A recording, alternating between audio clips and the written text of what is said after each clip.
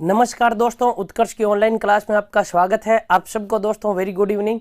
दोस्तों हम last class में शिक्षा मनोविज्ञान की क्लास में दोस्तों हम चर्चा कर रहे थे सीसीई के बारे में, जो सतत एवं व्यापक मूल्यांकन है। दोस्तों हम इसके बारे में पढ़ रहे थे।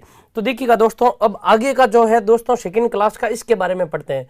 दोस्तों जो सीसीई है, ये सीसीई है क्या? ये स्कूल आधारित एक मूल्यांकन प्रणाली है, यानी स्कूल में मूल्यांकन करने की एक प्रणाली है जिसका नाम है सतत एवं व्यापक मूल्यांकन। देखिएगा नाम क्या? सतत एवं व्यापक मूल्यांकन या सतत एवं समग्र मूल्यांकन। इस मूल्यांकन का नाम दोस्तों, ये मूल्यांकन क्यों पड़ा, यानी ये जो मूल्यांकन की प्रणाली है इसका नाम सीसीई क्यों पड़ा, इसका नाम सतत एवं व्यापक मूल्यांकन क्यों पड़ा? देखिएगा दोस्तों, आज से 15 या 20 सालों से पहले, आज से 15 या 20 साल पहले स्कूलों में जो मूल्यांकन होता था, वो मूल्यांकन केवल उसी का होता था जो क्लास में केवल पढ़ाया जाता था। जो क्लास में पढ़ाया जाता था केवल और केवल उसी का मूल्यांकन होता था। लेकिन दोस्तों आज सन 2010 के बाद 1 अप्रैल 2010 को सीसीई को लागू कर दिया गया संपूर्ण देश में। तो इसके बाद में दोस्तों न केवल शिक्षक जो क्लास में पढ़ा रहा उसका मूल्यांकन हो रहा है, बल्कि उन गतिविधियों का भी मूल्यांकन किया जा रहा है जो कक्षा के बाहर हो रही है। विद्यार्थी यदि अपना खेल के क्षेत्र में योगदान देता है तो खेल के क्षेत्र में भी उसका मूल्यांकन किया जाता है, उस क्षेत्र में भी विद्यार्थी को अंक दिए जाते हैं। यानी मूल्यांकन का दायरा बहुत ज्यादा बढ़ गया है। इसीलिए कहा जाता है दोस्तों, जो मूल्यांकन है ये मूल्यांकन कैसा हो गया? व्यापक हो गया। यानी विद्यार्थी के प्रत्येक व्यवहार का मूल्यांकन किया जाने लगा है, विद्यार्थी के प्रत्येक पहलू का मूल्यांकन किया जाने लगा है, और विद्यार्थी के विकास के लिए दोस्तों ये मूल्यांकन उसके विभिन्न पक्षों का किया जाता है। इस कारण इस मूल्यांकन को दोस्तों व्यापक मूल्यांकन का शब्द दिया गया। दूसरा इसमें दोस्तों जब शब्द है सतत, दोस्तों ये जो शब्द सतत है ये सतत निरंतरता को दर्शाता है। ये जो सतत शब्द है ये आवर्तन को दर्शाता है। आपका जो मूल्यांकन होता है दोस्तों ये निरंतर रूप में चलता रहता है। पहले क्या होता था दोस्तों, आपका पहला टेस्ट, दूसरा टेस्ट अर्धवार्षिक और वार्षिक इसी प्रकार से होता था। लेकिन आजकल दोस्तों इन चार के द्वारा मूल्यांकन नहीं होता है। आपका बैठने का तरीका कैसा है, आपका संप्रेषण कैसा है, आपकी क्लास के अंदर किस प्रकार की आप गतिविधियां कर रहे हैं, यानी निरंतर चल रहा है ये मूल्यांकन। न केवल टेस्ट के द्वारा होता है, आपके स्कूल में किस प्रकार का व्यवहार करते हो प्रत्येक दिन का मूल्यांकन किया जाता है। और यहां तक यह भी है दोस्तों कि प्रत्येक मिनट का मूल्यांकन होता है। इस कारण इस मूल्यांकन का नाम क्या दिया गया दोस्तों? सीसीई एवं अर्थात सतत एवं व्यापक मूल्यांकन।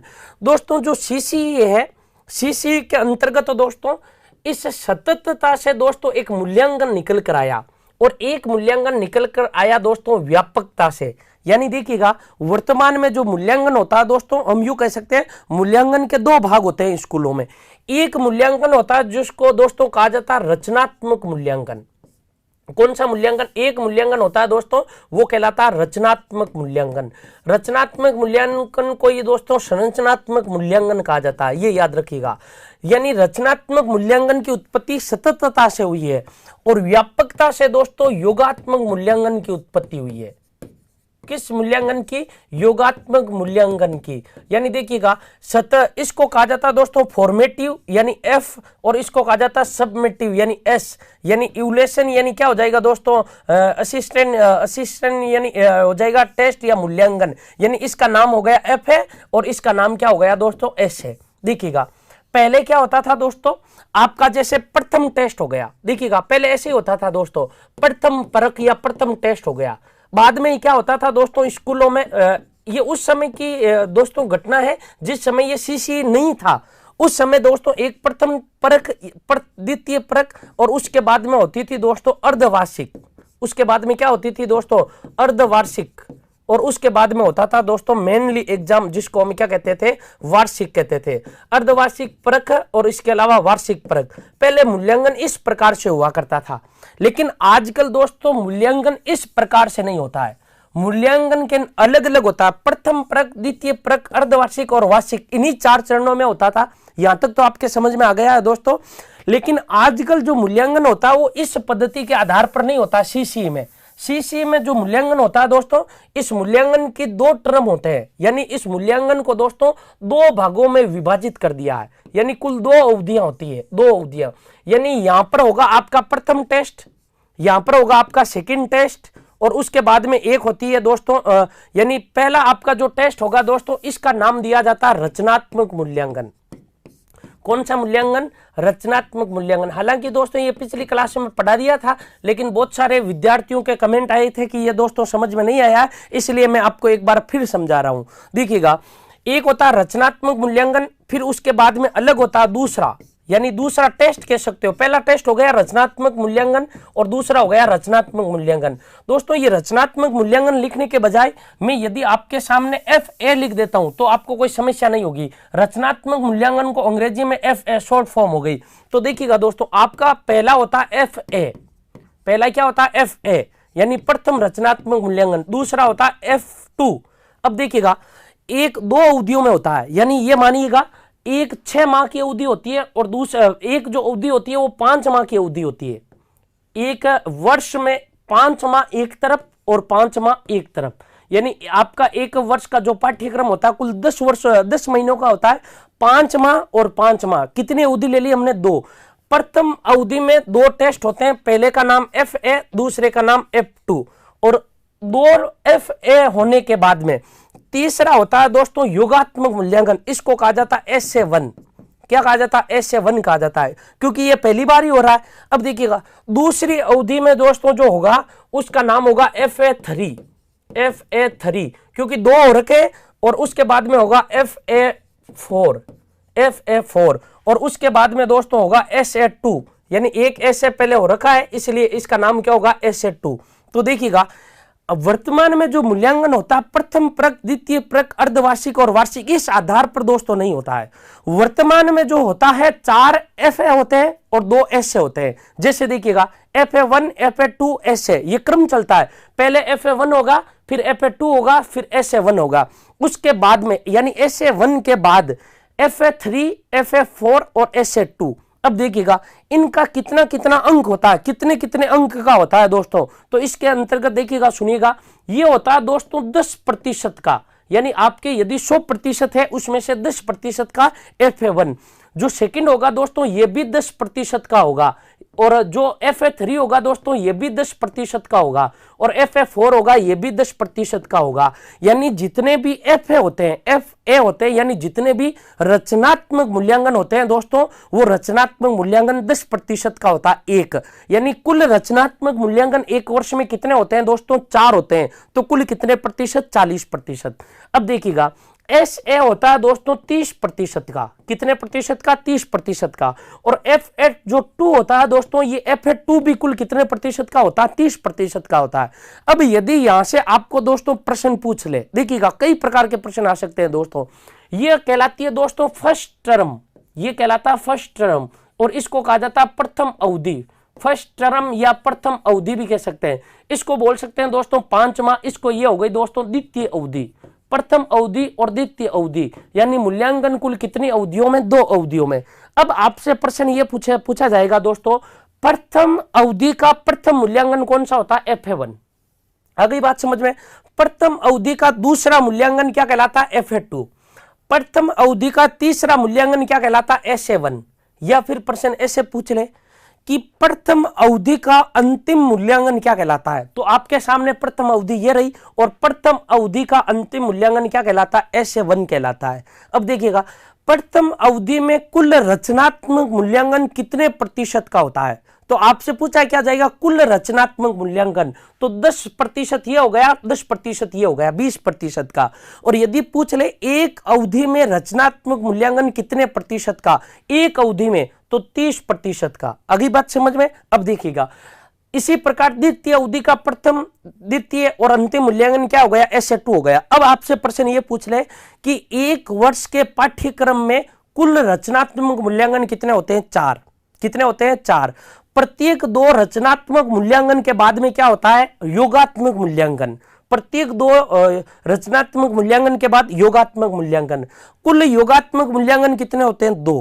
कुल योगात्मक मूल्यांकन कितने अंक या कितने प्रतिशत का होता है? कुल योगात्मक तो 30 और 30 कितने हो गए 60, और यदि कुल रचनात्मक मूल्यांकन पूछ ले तो कितने हो गए दोस्तों 40 हो गए। मेरे हिसाब से दोस्तों आशा करता हूँ ये आपको समझ में अच्छी तरीके से आ गया होगा दोस्तों।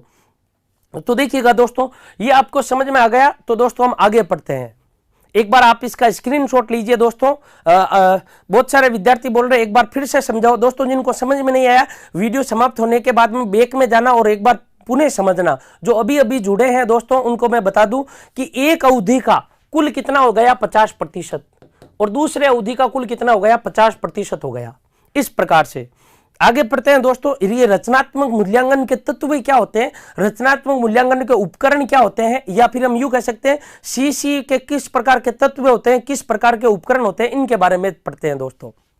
तो दोस्तों विद्यार्थी का जो मूल्यांकन करने के जो प्रमुख तत्व होते हैं वो तत्व कौन कौन से होते हैं इनके बारे में देखिएगा। विद्यार्थी या छात्र का मूल्यांकन करने के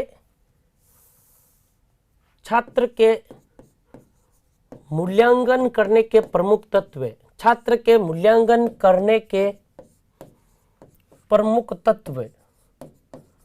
प्रमुख तत्व कौन कौन से होते हैं। यानी एक विद्यार्थी का यदि आप मूल्यांकन करना चाहते हो लेकिन किस प्रणाली से, सीसी से, याद रखिएगा सीसी है क्या, एक स्कूल आधारित मूल्यांकन प्रणाली है। देखिएगा एनसीएफ 2005 के अपने शिक्षा शास्त्र में और आरटी 2009 ने अपने अनुच्छेद में सीसी को बढ़ावा दिया यानी सीसी को अपनाया है। तो वर्तमान में देश में जो मूल्यांकन की जो पद्धति है वो कौन सी पद्धति है दोस्तों, सीसी है। 1 अप्रैल 2010 को लागू किया गया था। और आपसे इसमें पूछ ले दोस्तों, एक आप याद रखिएगा भारत में सीसी का प्रशिक्षण केंद्र कहां है। देखिएगा भारत में सीसी का प्रशिक्षण केंद्र दोस्तों पंचकुला गुजरात में है। कहां पर है, पंचकुला गुजरात में है। कि सबसे पहले आधार तय किया जाता है कि हमें किस प्रकार का मूल्यांकन करना है या हम किस प्रकार के एक विद्यार्थी के विभिन्न पक्षों का मूल्यांकन करेंगे। इस प्रकार से एक आधार रेखा का निर्माण किया जाता है और उस आधार को मानकर ही बाद में मूल्यांकन किया जाता है। इसको आधार रेखा मूल्यांकन कहते हैं। जैसे देखिएगा विद्यार्थी से पहले ही दोस्तों बता दिया जाता है कि आपके विभिन्न पक्षों का इस प्रकार से अध्ययन किया जाएगा, आपके इस शैक्षिक गतिविधियों का इस प्रकार से होगा, खेल के क्षेत्र में आपको इतने अंक दिए जाएंगे, जो संगीत के क्षेत्र में प्रतिभा दिखाएगा उसको इतने अंक दिए जाएंगे। लेकिन एक बात दोस्तों आप याद रखिएगा, वर्तमान में सीसीई में केवल शिक्षक जो पढ़ाता है उसी का मूल्यांकन नहीं होता है। इसमें सभी पक्षों का अध्ययन किया जाता है जो विद्यार्थी स्कूल में गतिविधियां करता है, चाहे वो खेल के क्षेत्र में हो, चाहे वो संगीत के क्षेत्र में हो, चाहे वो हम यूं कह सकते हैं शारीरिक मानसिक स्वास्थ्य के क्षेत्र में हो, चाहे वो विभिन्न कौशलों के संदर्भ में हो, चाहे वो संवेगात्मक जितने भी परिवर्तन होते हैं उनके क्षेत्र में हो, चाहे वो किसी अन्य से संबंधित हो, उन सब का मूल्यांकन किया जाता है। पहले क्या होता था, विद्यार्थी ने टेस्ट में जो लिखा केवल उसी के अंक दिए जाते थे और अंतिम मार्कशीट में केवल वही अंक जुड़ते थे। आजकल यदि विद्यार्थी ने खेल के क्षेत्र में प्रतिभा दिखाता है, खेल गतिविधियों में भाग लेता है, तो उस विद्यार्थी को उस क्षेत्र में भी क्या दिया जाता है दोस्तों, विभिन्न प्रकार के अंक दिए जाते हैं।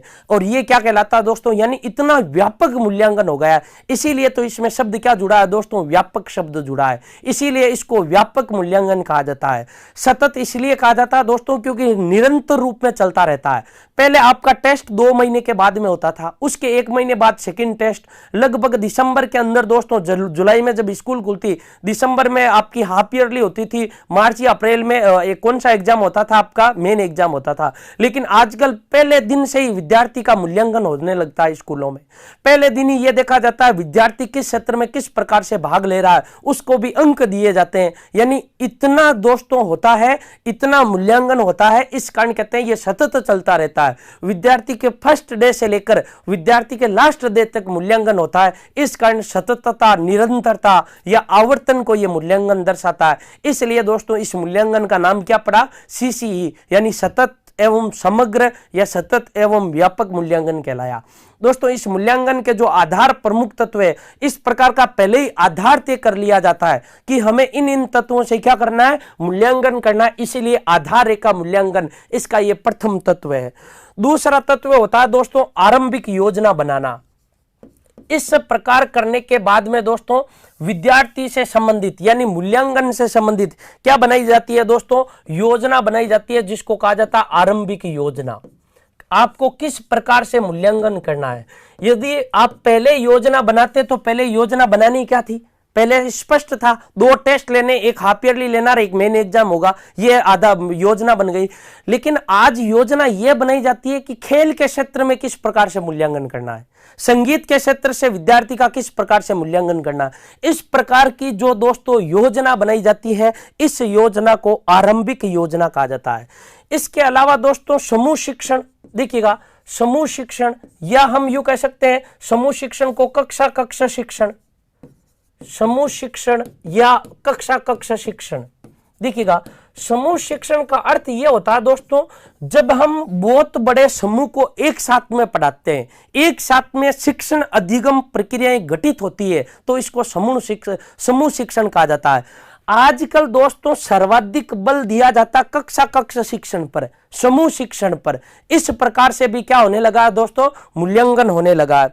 इसके अलावा दोस्तों शिक्षण के दौरान अवलोकन, देखिएगा शिक्षण के दौरान अवलोकन, शिक्षण के दौरान अवलोकन, शिक्षण के दौरान अवलोकन का अर्थ यह होता है दोस्तों कि जब शिक्षण करवाया जाता है तब विद्यार्थी का प्रत्येक उसके व्यवहार का अवलोकन किया जाता है।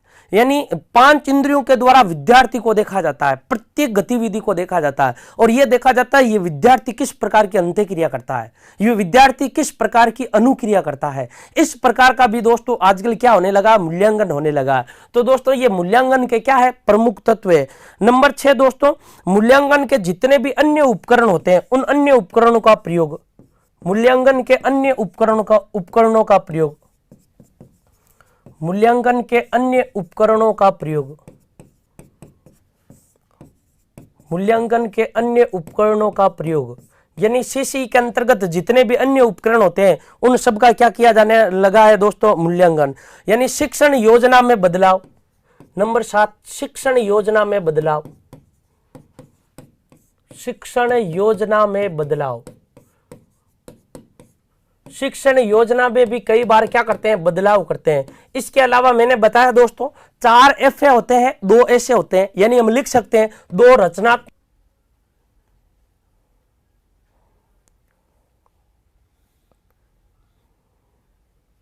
दोस्तों आपने स्क्रीनशॉट ले लिया तो दोस्तों एक बार वापस समझिएगा।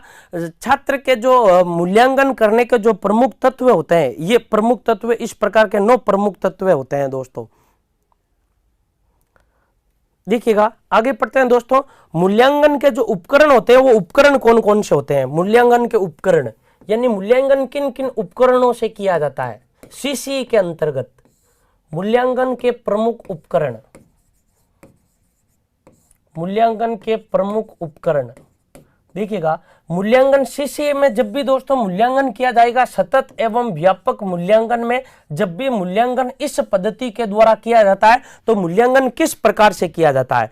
तो मूल्यांकन दोस्तों किस प्रकार से किया जाएगा, सबसे पहले दोस्तों मूल्यांकन के अंतर्गत आप बात याद रखिएगा, मूल्यांकन किस प्रकार से, सबसे पहले दोस्तों शिक्षण के दौरान अवलोकन। एक तो मूल्यांकन इस रूप में होता है, शिक्षण के दौरान अवलोकन, शिक्षण के दौरान अवलोकन। देखिएगा पहले दोस्तों क्या होता था, सीसी से पहले केवल आपके जो 2 टेस्ट लिए जाते थे, 2 एग्जाम होते थे, उन्हीं के आधार पर अंक दिए जाते थे। लेकिन आजकल दोस्तों शिक्षण के दौरान अवलोकन भी किया जाता है। शिक्षण के दौरान विद्यार्थी किस प्रकार की क्रिया की जाती है उस पर भी ध्यान दिया जाता है। तो इस प्रकार का अवलोकन क्या कहलाता है, शिक्षण पर आधारित अवलोकन कहलाता है। शिक्षण योजना डायरी, शिक्षण योजना डायरी या शिक्षण योजना बुक, यानी आपको जो भी पढ़ाया जा रहा है, क्या क्या पढ़ा दिया, किस प्रकार का नहीं पढ़ाया, कौन सा टॉपिक पढ़ा दिया, किस प्रकार का आपको याद नहीं हुआ है, इस प्रकार का भी अवलोकन किया जाता है। साथ में दोस्तों बच्चों की डायरी भी होती है। किसकी डायरी होती है, बच्चों की डायरी, बच्चों की दैनिक डायरी, इसको भी चेक किया जाता है। बच्चों की दैनिक डायरी, बच्चों की दैनिक डायरी, यानी बच्चा स्कूल के अंतर्गत जितना भी शिक्षण करता है, कौन सा अध्याय पढ़ा दिया, कौन सा अध्याय उसने नहीं पढ़ा, उन सब का भी क्या किया जाता है, अध्ययन किया जाता है या उन सब का भी अवलोकन किया जाता है। इसके अलावा चेक शीट, देखिएगा चेक शीट, इसके अलावा विद्यार्थी जिसमें वर्क करते हैं, विद्यार्थी के मार्क्स जिसमें होते हैं उसको चेक शीट कहा जाता है। इसके अलावा वर्कशीट, प्रत्येक विद्यार्थी को वर्कशीट दे रखी होती है जिसके अनुसार वे कार्य करता है कि कौन सा कार्य कब करना है, कौन सा कार्य बाद में करना है। इसके अलावा विद्यार्थियों को इसमें समूह शिक्षण करवाया जाता है। तो कौन सा विद्यार्थी किस प्रकार के समूह में भाग लेता है, समूह कार्य, किस प्रकार के कार्य होते हैं दोस्तों, समूह कार्य। इसके अलावा दोस्तों इसी शिक्षण में हम यूं कह सकते हैं कि सीसी के अंतर्गत पेपर पेंसिल जो कार्य होते हैं, पेपर पेंसिल कार्य, जितने भी प्रकार के पेपर पेंसिल कार्य होते हैं उनका भी मूल्यांकन किया जाता है। इसके अलावा दोस्तों प्रोजेक्ट कार्य, विद्यार्थी को प्रत्येक कार्य से संबंधित प्रोजेक्ट दिया जाता है, विद्यार्थी कौन सा प्रोजेक्ट किस प्रकार से किया जाता है। इसके अलावा दोस्तों पीयर मूल्यांकन, पीयर मूल्यांकन होता है क्या है, पीयर मूल्यांकन उसको कहते हैं दोस्तों जब एक विद्यार्थी यानी एक बच्चे द्वारा बच्चे का मूल्यांकन करना, एक बच्चा जब दूसरे बच्चे का मूल्यांकन करता है, एक बच्चा जब दूसरे बच्चों का मूल्यांकन करता है, यानी बच्चों के द्वारा बच्चों का मूल्यांकन करना किस प्रकार का मूल्यांकन कहलाता है, पीयर मूल्यांकन कहलाता है। इसके अलावा अभिभावकों से संवाद,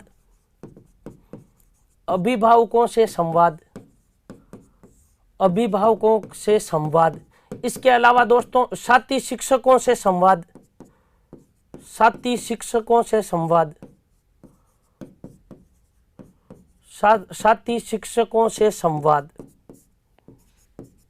देखिएगा दोस्तों पहले क्या होता था, केवल आपको एक टेस्ट लिया जाता था, 2 टेस्ट लिए जाते थे, अर्धवार्षिक होती थी, वार्षिक होती थी, इनमें जो अंक आते थे वही आपके मार्कशीट में चढ़ाए जाते थे। लेकिन आजकल दोस्तों मूल्यांकन का स्वरूप बदल गया है, मूल्यांकन इतना व्यापक हो गया कि अभिभावकों के साथ में संवाद किया जाता है। आपके बच्चे की घर पे रिपोर्ट किस प्रकार की है, बच्चा यहां से आने के बाद में घर पे कार्य कैसा कर रहा है, घर पे कौन किस प्रकार की गतिविधियां कर रहा है। इसका मतलब देखिएगा मूल्यांकन कभी रुकता नहीं है, निरंतर रूप में चलता रहता है। इसीलिए तो नाम क्या पड़ा है, सतत। साथी शिक्षकों से संवाद, आपके विषय में कैसा है, यदि कोई शिक्षक गणित पढ़ाता तो विज्ञान वाले शिक्षक से उस बालक के बारे में चर्चा की जाती है कि आपके विषय में यह बालक किस प्रकार का परफॉर्मेंस कर रहा है या किस प्रकार का कार्य कर रहा है या किस प्रकार की इसके अंतर्गत विसंगति है। इसके अलावा समूह कार्य, बहुत सारे विद्यार्थियों का जब समूह होता है तब यह देखा जाता है उस समूह में कौन सा कार्य, या हम यूं कह सकते हैं कौन सा विद्यार्थी किस प्रकार का कार्य कर रहा है या कौन सा विद्यार्थी किस प्रकार का कार्य नहीं कर रहा है, उसका भी अवलोकन किया जाता है, उसके भी अंक दिए जाते हैं। प्रत्येक विद्यार्थी पेपर पेंसिल कार्य, यानी हम यूं कह सकते हैं जितना भी वो होमवर्क करता है। इसके अलावा प्रोजेक्ट कार्य, पीयर मूल्यांकन, एक विद्यार्थी जब दूसरे विद्यार्थी का मूल्यांकन करता है तो इसे पीयर मूल्यांकन कहते हैं। शिक्षण के दौरान अवलोकन करना, योजना बुक चेक करना, बच्चों की दैनिक डायरी चेक करना, चेक शीट, इसके अलावा वर्कशीट, इतना चेक करने के बाद में फिर विद्यार्थी को अंक दिए जाते हैं। यानी ये चलता रहता है दोस्तों, जब स्कूल खुलती है तब से लेकर दोस्तों कब तक, जब तक अंतिम एग्जाम नहीं हो जाते तब तक। दोस्तों ये जो उपकरण थे, यानी इस द्वारा हम यूं कह सकते हैं जो सतत एवं व्यापक मूल्यांकन होता है, इस प्रकार से दोस्तों उपकरण प्रयोग में लिए जाते हैं।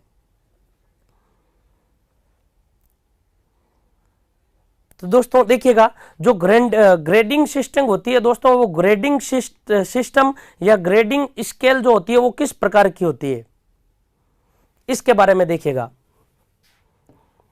तो दोस्तों सीसी के अंतर्गत जो आपको अंक दिए जाते हैं वो ग्रेडिंग सिस्टम के आधार पर दिए जाते हैं। उसमें दोस्तों 9 पॉइंट होते हैं। कितने पॉइंट होते हैं? 9 पॉइंट ग्रेडिंग स्केल। देखिएगा ग्रेडिंग स्केल के दोस्तों जो पॉइंट होते हैं वो कितने होते हैं? 9 पॉइंट होते हैं, ये याद रखिएगा। यानी आपको 9 प्रकार के पॉइंट दिए जाते हैं मूल्यांकन के। तो मूल्यांकन के 9 प्रकार के पॉइंट किस प्रकार से दिए जाते हैं दोस्तों? इस प्रकार से भी आते हैं।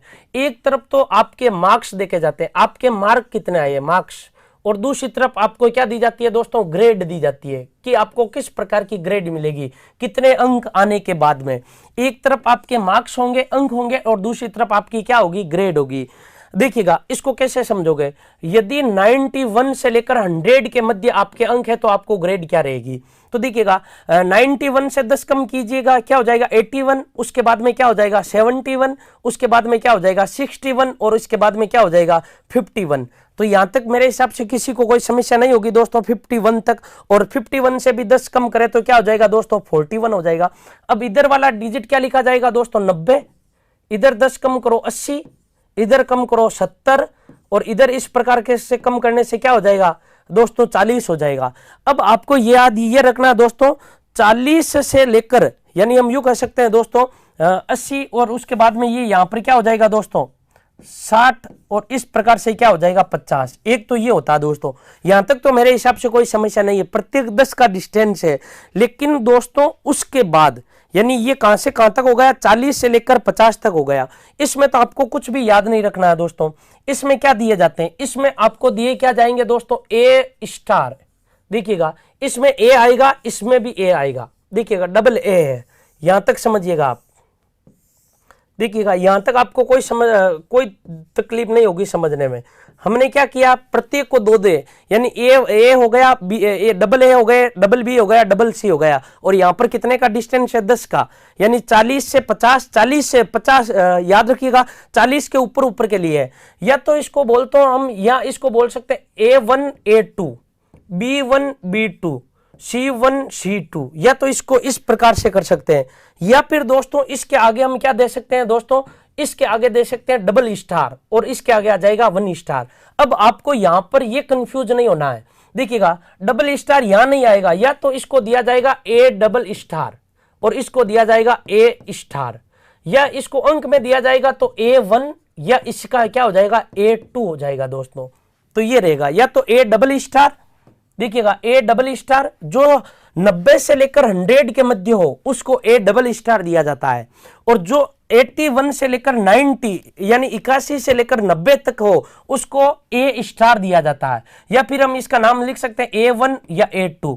उसी प्रकार से दोस्तों इसमें कंफ्यूज नहीं होना है कि A2 यहां आ रहा है तो डबल स्टार यहां आएगा, डबल स्टार ए के साथ में आएगा, ये याद रखना है आपको दोस्तों। B1 में या तो इसको हम लिख सकते हैं डबल स्टार या लिख सकते हैं बी स्टार, इस प्रकार से एक, और यहां आ जाएगा सी डबल स्टार और यहां क्या आ जाएगा सी स्टार आ जाएगा।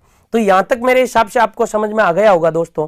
एक बार दोस्तों आप इसका स्क्रीनशॉट ले लीजिए, उसके बाद में मैं आगे पढ़ाता हूं आपको।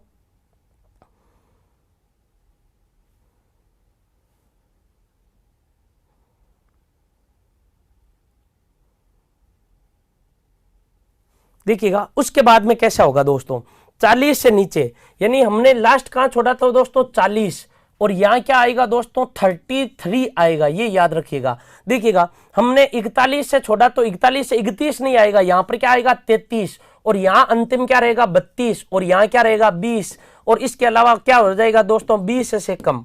तो दोस्तों यहां पर एक कंफ्यूजन होता है, तो यहां पर 10-10 वाला नहीं है। यदि यहां आ रहा है तो आपको दिया जाएगा दोस्तों डी, और यहां दिया जाएगा ई डबल स्टार, और यहां दिया जाएगा आपको ई स्टार, या फिर इसको बोल सकते हैं E1 और या इसको बोल सकते हैं E2। तो दोस्तों जो ग्रेडिंग स्केल, जो 9 पॉइंट ग्रेडिंग स्केल के थे दोस्तों, 9 ग्रेड थे, वो 9 ग्रेड ये रहे, ये मैंने आपको पढ़ा दिए हैं दोस्तों। इनमें से आपको शायद ही दोस्तों कंफ्यूजन वाला होगा।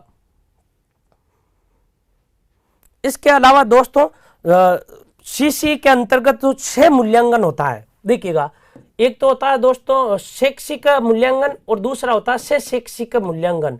शैक्षिक मूल्यांकन किस प्रकार से होता है, यह किस किस का किया जाता है शैक्षिक मूल्यांकन, किसमें सीसीई के अंतर्गत।